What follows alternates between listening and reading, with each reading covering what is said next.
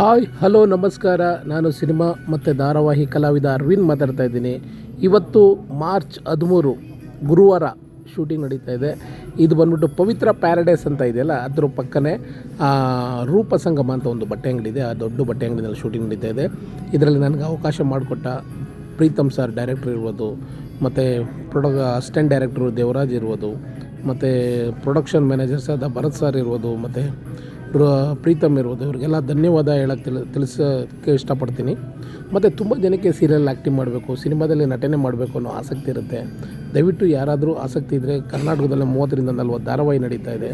Acting ಎಲ್ಲ ಕಲಿಸಿ ನಾವೇ ಸಿನಿಮಾ ಧಾರಾವಾಹಿಗೆ ಪರಿಚಯ ಮಾಡಿಕೊಡ್ತೀವಿ. ಹೆಚ್ಚಿನ ಮಾಹಿತಿ ಬೇಕಾದರೆ ಈ ನಂಬರ್ ಫೋನ್ ಮಾಡಿ. Thank you.